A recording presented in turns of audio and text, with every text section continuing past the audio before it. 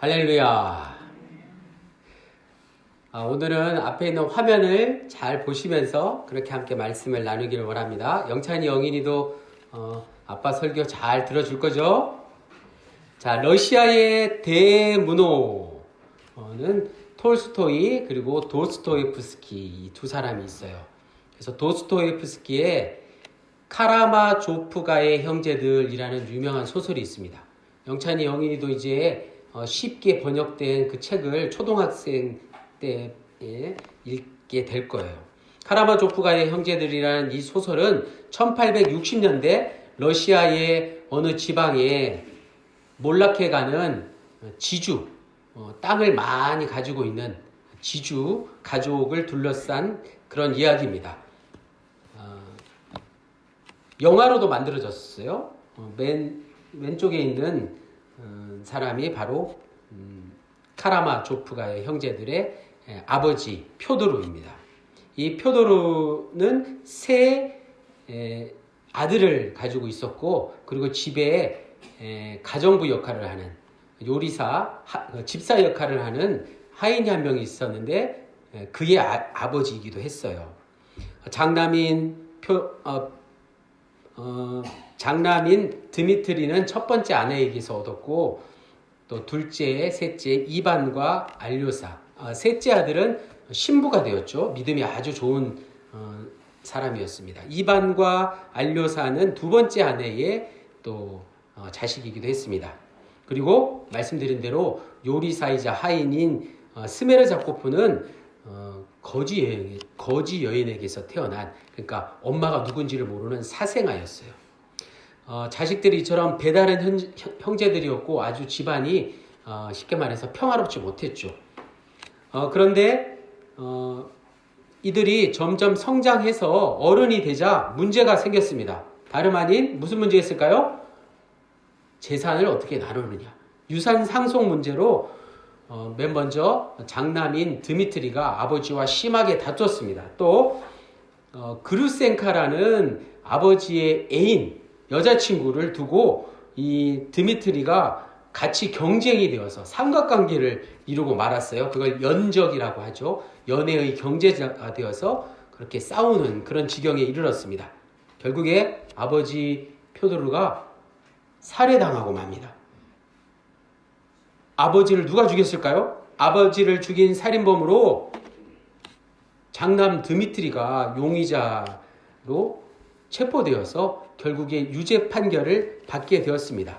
장남인 드미트리가 아버지를 죽이겠다고 늘 공공연하게 떠들고 다녔을 뿐만 아니라 술을 먹고는 아버지께 횡패를 부리는 그런 여러 가지 구체적인 정황이 그에게 매우 불리한 증거가 되었기 때문에 결국 드미트리는 그 모든 것에 수긍하고 감옥을 향해 유형의 길을 떠나게 됩니다. 그런데 도스토예프스키가, 이 작가가 말하는 진짜 범인은 누구였을까요? 드미트리가 아니었어요. 드미트리가 자수했지만 실제 범인은 사생아, 집사 역할을 하고 있는 스메르자코프였습니다. 얼마나 아버지에게 한이 많았겠어요? 친부살인이라는 극악무도한 범죄를 저지른 범인은 다른 사람이었는데, 작가가 말하고자 하는 아버지를 죽인 죄인은 모두 다라는 거예요. 장남, 둘째 아들, 셋째 아들, 그리고 집사 스메르자코프. 왜 그럴까요? 모두가 아버지를 죽일 듯이 미워했기 때문에 그래요. 물론 신부인 알료사는 그렇지 않았지만 그에게도 책임이 있다고 작가는 말하고 있어요. 무슨 말이죠? 만인은 만인에게 죄인이다. 이 메시지를 전하고 있는 것입니다. 우리는 모두에게 죄를 범하며 살고 있는 인간들이다.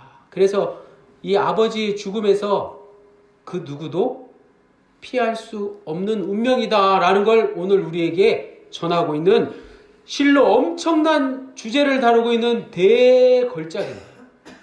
이 카라마조프가의 형제들이라는 책을 얼마나 평론가들이 칭찬을 하는지 모르겠어요. 영찬이 영인이 나중에 이 책 꼭 읽어보세요. 자, 오늘 본문의 배경은 솔로몬 행각입니다. 사진에 보시면 예루살렘 성전에 저렇게 정말 멋진 그런 곳이 있었는데 솔로몬 행각이에요. 솔로몬 행각은 솔로몬이 지은 예루살렘 제1성전 동편에 무려 기둥이 162개의 원주로 이루어진 줄기둥의 건축물입니다. 지붕과 기둥은 있는데 벽이 없어요. 아주 특이하죠? 그래서 요한복음 10장 23절에 보면 수전절에 예수님께서 이 행각에서 예수님 자신도 직접 설교를 하셨고 사도들에 의해서 많은 기적이 일어나고 오늘 베드로처럼 솔로몬 행각에서 설교를 행했던 것입니다. 자, 오늘 본문은 베드로의 설교 가운데 초기 기독교 역사에 매우 중요한 의미가 있습니다. 왜 그럴까요? 이미 사도행전 2장 14절에서 36절에 보면 오순절 성령 강림 사건 때 베드로의 설교를 듣고 무려 몇 명이? 3,000명이 회개했다고 나와 있고 오늘 설교가 끝나는 사도행전 4장 4절에 보면 몇 명? 5,000명이나 회심을 했다고 해요. 그래서 초대교회, 예루살렘 교회의 탄생을 알리는 그런 설교예요. 베드로가 설교를 얼마나 잘했으면 예루살렘 교회, 초대교회가 생겼겠습니까? 자, 오늘 본문 이전에 보면 사도행전 3장 1절에서 11절까지 또 우리가 너무 잘 아는 이야기가 있어요. 오늘 설교를 준비하면서 영찬이하고 이야기했던 내용인데 바로 베드로와 요한이 미문이라고 일컫는 가장 아름다운 문이라고 일컫는 예루살렘 성전 문 앞에 있던 성전 미문에 앉아있는 나면서부터 못 걷게 된 거지를 누구의 이름으로? 나사렛 예수 그리스도의 이름으로 일어나 걸어라! 일어나 걸으라! 라고 하자 그가 일어나 걸으며 하나님을 찬양했다는 그런 이야기죠. 그 이야기를 듣고 많은 사람들이 베드로와 요한 주위에 몰려들었지 않겠습니까? 베드로가 그때를 놓치지 않고 그 많은 무리들 앞에서 설교를 시작하고 있는 것이죠. 12절 말씀에 베드로가 이것을 보고 백성에게 말하되 이스라엘 사람들아 이 일을 왜 놀랍게 여기느냐 이렇게 따지고 있어요. 질문이기도 하지만 반어법을 사용하고 있습니다. 이런 기적은 결코 사람의 힘으로 내가 한 일이 아닌 것을 너희가 알아야 된다 이렇게 말씀하고 있는 것이죠. 베드로와 요한을 통해서 역사하시는 하나님의 능력으로 말미암아 행해진 일이라는 것을 강조하고 있습니다. 왜 우리를 주목하느냐 이렇게 베드로가 말씀하고 있습니다. 13절 말씀에 아브라함과 이삭과 야곱의 하나님 곧 우리 조상의 하나님이 그의 종 예수를 영화롭게 하셨느니라. 너희가 그를 넘겨주고 빌라도가 놓아주기로 결의한 것을 너희가 그 앞에서 거부하였으니. 너희가 어떻게 했다고요? 거부하였다고 분명히 설교하고 있어요. 나사렛 예수님의 재판 사건으로부터 시작되는 베드로 설교의 핵심은 바로 이것입니다. 로마 총독 빌라도가 예수님이 죄가 없다는 사실을 알고는 예수님을 풀어주려고 했는데 그 예수를 십자가에 못 박으라고 한 이들은 다름 아닌 이스라엘 백성들이다. 예수님을 죽게 한 게 바로 너희들이다. 이렇게 말하고 있는 거예요. 베드로의 설교는 마치 재판장에서 행해지는 검사의 논고 같습니다. 검사가 죄 있는 것을 추궁하는 것 말이에요. 한마디로 예수님을 죽게 한 범인이 다름 아닌 이스라엘 백성들이다 라고 말씀하고 있습니다. 14절에서 15절까지 말씀을 보면 살인한 사람이 나오죠. 바로 바라바를 가리키는 말입니다. 원래 십자가에 처형 당하기로 정해졌던 사람은 예수님이 아니라 누구였다고요? 바라바였어요. 유대 종교 지도자들은 예수님을 십자가에 못 박아 죽였을 때 이제 모든 것이 끝났구나. 이제 예수란 사람이 세상에 없으니까 좀 조용하겠구나. 우리가 계속 기득권을 가지고 살아갈 수 있겠구나. 이렇게 생각했던 것이죠. 그러나 그들의 이런 확신은 베드로가 오늘 솔로몬 행각에서 그리고 예수님의 많은 사도들이 제자들이 예수님이 다시 살아나셨다는 것을 예수님의 부활을 증거하면서 흔들리기 시작했습니다. 베드로는 그의 설교에서 이스라엘 백성들과 유대 종교 지도자들이 다름 아닌 예수님을 죽인 사람들이라는 것과 하나님이 십자가에 달려 죽으신 예수님을 다시 살리셨다는 것과 사도들과 제자들이 예수님의 부활의 증인이다라는 것을 이 세 가지를 강조해서 말씀하고 있습니다. 베드로의 설교는 가장 먼저 이스라엘 백성들과 종교 지도자들의 죄, 불의를 지적하고 있다는 게 이 말씀이에요.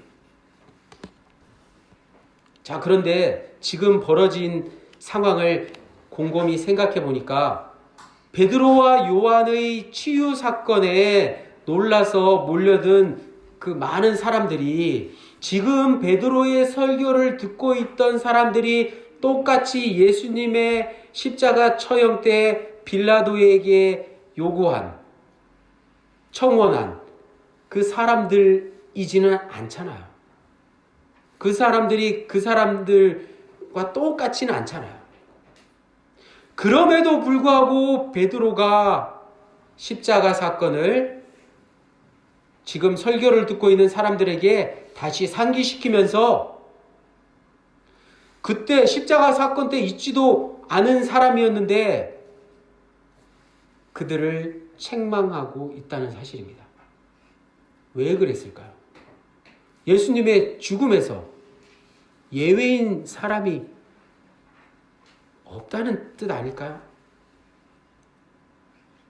그 이유는 예수님의 십자가 처형 사건이 당시 예루살렘에 살거나 유월절을 맞으러 예루살렘에 온 순례자들이거나 잠깐 예루살렘을 떠나 있었거나 모든 사람들에게 너무나도 충격적인 사건이었다는 것이죠. 심지어 십자가에 달려 죽었다가 예수님이 다시 부활했다는 소문을 전해들은 사람이라면 총독 빌라도와 또 예수님을 십자가에 직접 못을 박고 옆구리에 창을 찌른 그런 로마 군인들은 얼마나 불안하고 초조했을까요? 예수님이 십자가에 달리실 때 예수님을 조롱하던 많은 이스라엘 백성들은 지금 예수님이 다시 살아나셨다니까 얼마나 자책감을 느끼고 어디 빨리 지구멍이라도 있으면 숨고 싶은 그런 마음 아니었겠습니까? 이처럼 예수님의 십자가 처형은 당시 예루살렘 전역에 온 유대 땅에 엄청난 파장을 일으켰던 것입니다. 자, 베드로가 왜 지금 베드로의 설교를 듣고 있는 무리들을 책망하는지 두 번째 이유는 베드로의 솔로몬 행각 설교가 구체적인 대상을 정해놓고 행해진 것이라기보다는 초기 기독교에 행해졌던 일반적인 설교가 이랬다는 것입니다. 초기 기독교 초대교회에서 설교를 이런 식으로 했다는 거예요. 사도행전의 저자 누가는 의사죠. 직업이 의사인 누가는 초기 기독교가 기존의 유대교로부터 벗어나야만 하는 필요성을 분명히 깨닫고 그것을 강조하고 있는 것입니다. 누가는 베드로와 요한이 성전 미문에 나면서부터 못 걷게 된 이를 고친 사건이야말로 예수 그리스도의 이름으로 이루어진 것이다 라는 것을 강조하고 있는 것이죠. 기존의 유대교 신앙과 예수님을 통해서 초대교회가 받아들인 새로운 신앙을 차별하고 있는 것입니다. 지금 베드로와 요한 앞에 몰려든 많은 사람들이 놀라고 있는 그 치유 사건이 하나님을 모독했다는 신성 모독 제목으로 십자가에 달려 죽으신 그 예수 그리스도의 이름으로 가능했다니, 결국 예수님을 죽게 한 십자가 처형을 집행하기까지 관련된 모든 사람들, 한 사람 한 사람, 누구든지 모두가 다 자신의 잘못이 드러날 수밖에 없다는 것입니다. 베드로의 설교는 예수님의 십자가 처형에 연루된 모든 이들의 책임을 마땅히 묻고 있는 것입니다. 결국 이 질문은 당시 유대인들뿐만 아니라 모든 사람들에게 던지는 질문이 될 수밖에 없었던 것입니다. 오늘 우리에게도 이 질문이 유효한 것이죠. 저 질문을 한번 묵상해 보십시오. 예수님을 십자가에 죽게 한 이는 누구입니까? 예수님이 십자가에 달려 죽으신 이유가 무엇입니까? 오늘 우리도 유대인들과 마찬가지로 진리를 배척하고 거짓을 선택할 때가 있지 않습니까? 이 질문은 오늘 설교의 가장 중요한 핵심이 되는 질문입니다. 당시에는 모두가 옳다고 생각했던 것이 시간이 지나면 잘못된 것으로 증명되는 일이 오늘 우리에게도 예수님 시대처럼, 당시 오늘 본문에 나오는 당시처럼 생기지 않습니까? 따라서 우리가 어떤 중요한 결정을 하게 될 때는 이 질문을 기억해야 할 필요가 있는 것입니다. 예수님을 십자가에 죽게 한 이가 누구입니까? 우리는 이미 형식적으로 이 질문에 대한 대답을 잘 알고 있습니다. 예수님은 우리의 죄 때문에 죽으셨다고 말합니다.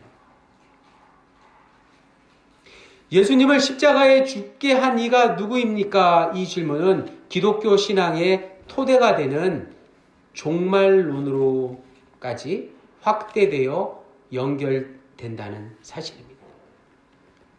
왜 그럴까요? 그리스도인의 종말론적 신앙이란 미래의 생명이 우리에게 완전히 드러나게 되는 그 순간이 오늘 우리의 구체적인 삶을 지배할 수 있도록 지금 우리의 영적인 시간을 확대하는 것을 의미하기 때문입니다. 그래서 성경에 나오는 창조나 부활이나 종말은 같은 의미인 것입니다. 기독교 신앙은 예수님을 십자가에 죽게 한 이가 누구입니까? 이 질문에 대한 답을 깨닫는 것입니다.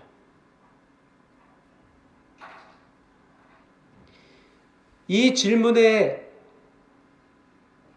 답을 깊이 묵상하고 이 질문에 각성하고 이 질문의 답이 바로 나라는 것을 깨닫는 데서 기독교 신앙이 시작됩니다. 본문의 설교자인 베드로를 비롯한 사도행전의 누가 공동체와 초기 기독교, 초대교회는 바로 예수님의 부활을 이런 종말론적인 삶의 진리와 빛으로 경험한 이들이었습니다. 16절 말씀, 그 이름을 믿음으로. 이름은 그 사람의 인격을 드러냅니다. 이름은 권위와 능력을 나타냅니다. 베드로는 자신에게 병든 자를 치유할 수 있는 능력과 권세를 누가 주셨는지, 누구의 이름으로 병든 자를 치유했는지, 그 대답이 바로 예수님의 이름으로 병든 자를 고쳤다고 분명히 밝혔습니다. 그들이 무엇을 했는지를 강조하는 게 아니라, 자신의 업적을 높이는 게 아니라 하나님이 그들을 통해서 무엇을 하셨는지를 강조하는 말씀입니다. 예수님을 죽게 한 이들이 누구냐에 대한 베드로의 지적은 결국 유대인들을 고발한다기보다 그들이 미처 알지 못한 것을 깨우쳐주는 것이었습니다. 다시 말해서 베드로의 설교는 그들을 비판하는 게 아니라 그들을 설득하고 달래고 있다는 것입니다. 17절에서 18절 말씀에 형제들아 너희가 알지 못하여서 그리하였으며 너희 관리들도 그리한 줄 아노라. 그러나 하나님이 모든 선지자의 입을 통하여 자기의 그리스도께서 고난받으실 줄을 미리 알게 하신 것을 이와 같이 이루셨느니라. 여기서 형제들은 이스라엘 백성들이고 너희 관리들은 유대 종교 지도자들입니다. 이어서 그리스도 십자가 사건이, 예수님의 십자가 사건이 이미 구약의 예언자들을 통해서 그 예언이 이루어진 것이라는 말씀을 덧붙이고 있습니다. 이런 베드로의 설교, 즉 베드로의 논증을 통해서 우리가 확인할 수 있는 게 있습니다. 초기 기독교는 십자가 사건을 전혀 생소한 것으로 인식한 게 아니라는 것입니다. 구약의 말씀의 성취로 받아들였다는 것입니다. 구약의 말씀을 제대로 이해한 것이 이런 중요한 대목에서 역사의 올바른 해석이 진리를 드러내는 결정적인 역할을 할 수 있었다는 것입니다. 사도행전의 저자 누가의 생각 중에 중심 주제로 자리 잡고 있는 것이 바로 초기 기독교와 유대교와의 갈등에서 가장 중요한 게 무엇이냐? 구약을 어떻게 해석하느냐? 하나님의 말씀을 어떻게 받아들이고 어떻게 이해하느냐? 거기에 달려 있었던 것입니다. 구약의 말씀은, 이 성경은 글자 한자 한자가 모두에게 똑같은 것이지만 그것을 어떻게 받아들이느냐, 성경 말씀을 어떻게 해석하느냐에 따라서 예수님에 대한 인식이 완전히 달라진다는 사실을 사도행전의 저자 누가는 말하고자 했던 것입니다. 오늘날에도 여전히 유대교와 기독교는 구약의 해석을 달리하고 있습니다. 뿐만 아니라 신약의 해석도 서로 차이가 있습니다. 믿는 사람들 중에도 차이가 있습니다. 오늘 사도행전의 저자 누가에 따르면 유대인들이 예수님을 십자가형에 처하게 된 원인이 바로 그들이 구약과 예언자들의 말씀을 알지 못했기 때문이라는 것입니다. 그들이 구약을 얼마나 읽고 외우기까지 했는데 말입니다. 결과적으로 하나님의 말씀을 제대로 이해하지 못하고 제대로 해석하지 못했다는 것을 베드로의 설교를 통해서 말씀하고 있는 것입니다. 베드로의 설교는 이런 역사적 관점을 매우 정확하게 분석하고 있습니다. 예수님을 십자가에 매달아 죽게 한 일은 분명 이스라엘 백성들이고, 더 중요한 것은 그들의 인격에 문제가 있어서가 아니라 알지 못함, 즉 무지로 인해서 진리를 배척했다는 것입니다. 안타깝지만 이런 무지로 인한 죄는 오늘에까지 반복되고 있습니다.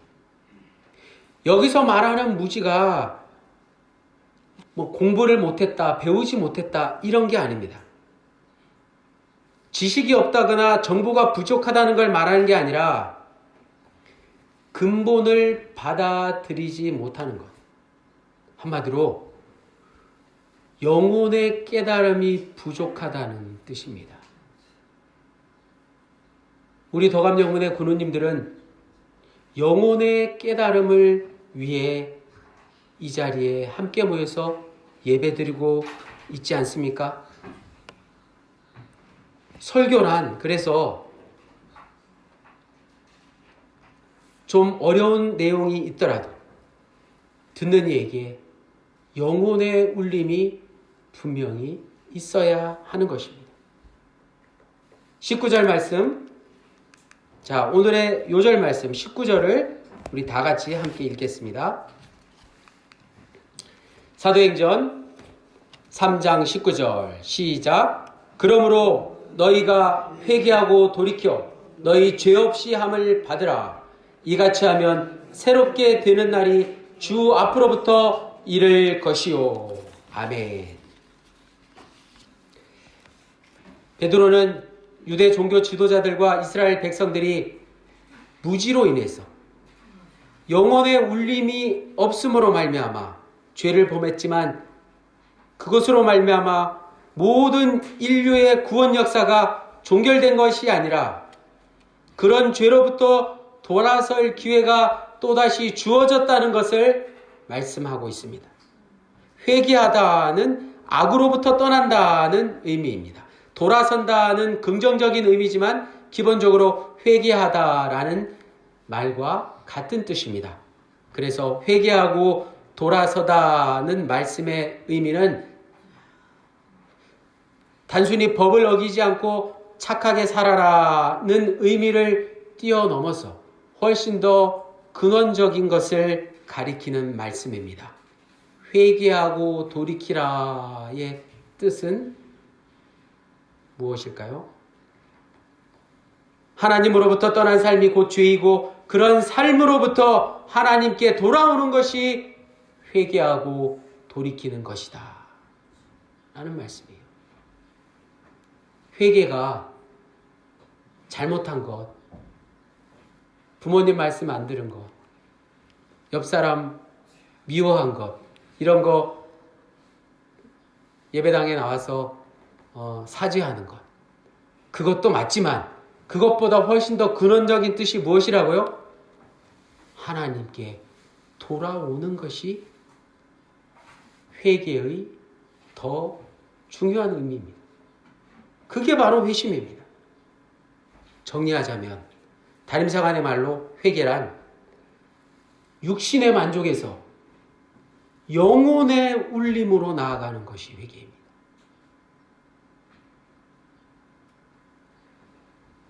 사랑하는 더감영문의 군우님들, 성도님들, 우리는 초대교회 누가 공동체의 신앙의 본질에 대해서 함께 말씀을 나눴습니다. 그 신앙의 본질은 가장 먼저 우리 모두가 죄인이라는 것을 깨닫는 것으로부터 시작됩니다. 그래서 우리가 예수님을 죽게 한 유대 종교 지도자나 이스라엘 백성들과 다를 바 없는 것이죠. 우리의 죄를 위해 예수님께서 십자가에 달려 죽으셨다는 말씀의 의미가 그런 것입니다. 신앙의 본질은 우리 모두가 죄인인 것을 깨닫고 선포하는 것으로부터 시작됩니다. 세례 요한이나 예수님의 첫 설교가 바로 그것이었습니다. 회개하라. 천국이 가까이 왔느니라. 베드로의 설교 역시 부활절을 지내고 있는 오늘 우리가 부활절 셋째 주일을 맞이하고 있는 우리가 또다시 한번 진정한 회심에 이르는 길로 나아가기를 원하는 마음입니다. 우리가 회개하고 또 회개하고 이거는 진정한 회개일 수 없겠지만 진정한 회개에 이르는 그 길을 멈추지 말아야 하는 것입니다. 가던 길을 멈추고 돌아설 때 우리에게 이전과는 완전히 다른 새로운 날이 펼쳐지게 될 것이기 때문입니다. 자신의 죄를 알지 못하는 무지함에서 벗어나 예수 그리스도를 주로 인정하는 진리에 이르는 우리 모든 군우님들, 성도님들 되시기를 예수님의 이름으로 간절히 축원합니다.